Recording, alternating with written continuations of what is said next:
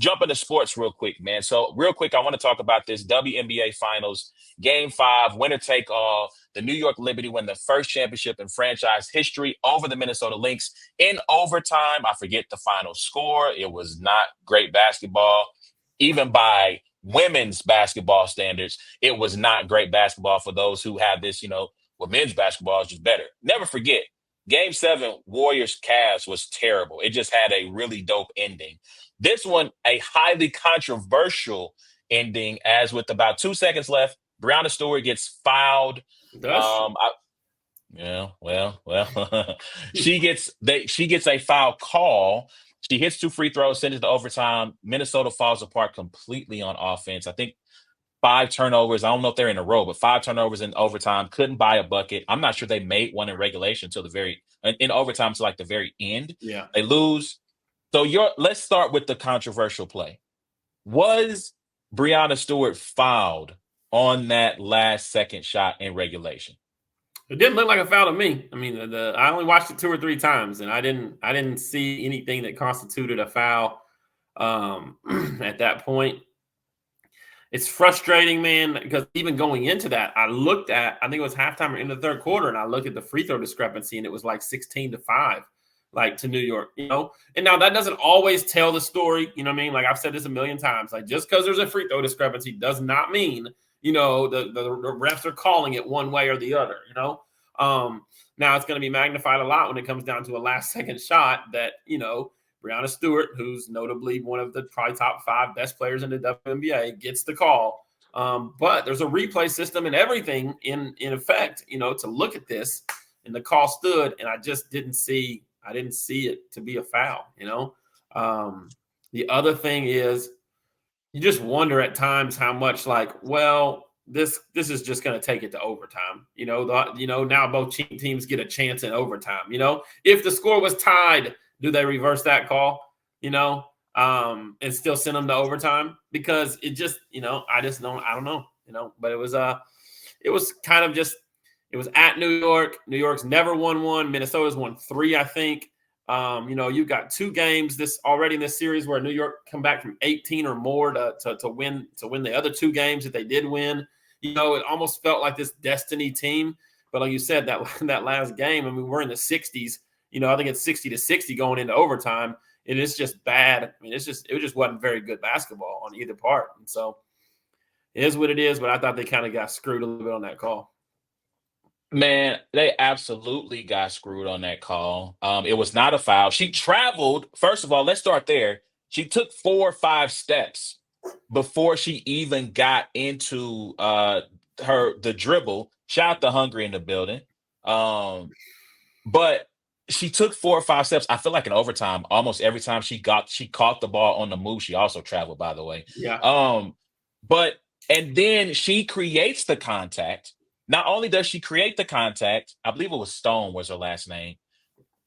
Hands straight up in the air like you taught. She does bring it down a little bit, but she gets the ball, never hits her hand. Not even that rule where hand is part of the ball. No, she got all ball, does not foul her. You cannot go to replay and then uphold that call. It looks bad. When you have gambling, money on the line, it's a terrible look. It's an even worse look when the commissioner comes down to present the trophy in a dress with the New York City skyline on it. What are we doing, people? I didn't see that. I thought I was tripping. You know how sometimes people say stuff on social media and sometimes you might send it to the group chat. You won't retweet it. You'll send it to the group chat first because somebody will come to you and say, that's fake. Yeah. And so the first couple of times I saw people say it, I was like, nah, ain't no way she had on a dress. No, bro, she had on a dress with the New York City skyline on it. You sure it wasn't a situation where she was going to change depending on who won? Oh, no. That would have been a quick outfit change to go get a picture of downtown Minneapolis on a dress.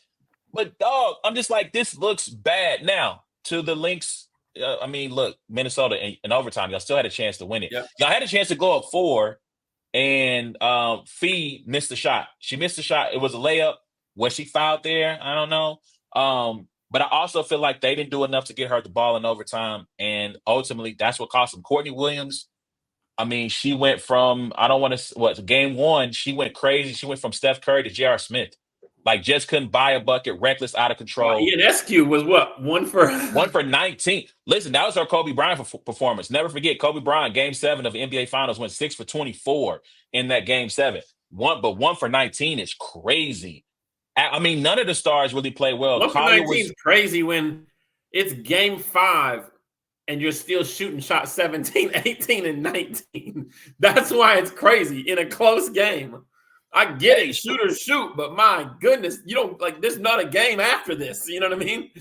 Dog, listen, I hear you. I feel you. But all I'm saying is this, man. Yes, they got screwed. I think Minnesota should be the champions. I think they should have won the chip. But again, you win the overtime. You had your opportunities to win that game and close it out, and you didn't do it. And that's one of those. I don't know how you pick yourself up and come back to play because you had everything in front of you.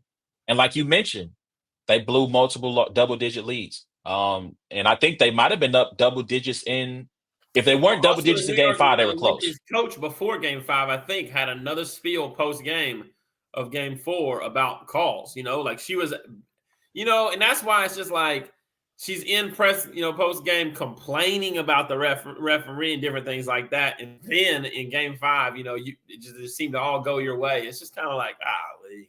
Well, I mean, that's the Phil Jackson School of Coaching, right? You go in the post game press conference, you get your bars off, you talk about, well, man, because people brought up Game 4. There was a free throw disparity in favor of Minnesota in Game 4, and so I can salute that. Also, I understand that the league is expanding. The WNBA Yeah, PA yeah. has opted out of their deal. They're trying to get more money. If you read up on the situation, I really don't know how much more money they can get. However, I hope with expansion that they do not become more PC in their press conferences because Cheryl Reeve in the press conference went She crazy. did. She I don't did. know how much they gonna fine her, but she got her money's worth. If you gonna go out, if you gonna get a fine, that's how you do Yeah. it. That's how you go off. And I don't know if you saw this, but Sandy Brondello, the coach of the Liberty, they brought up the fact that Cheryl Reeve thought that this title was stolen from her, and her first response before she started talking was,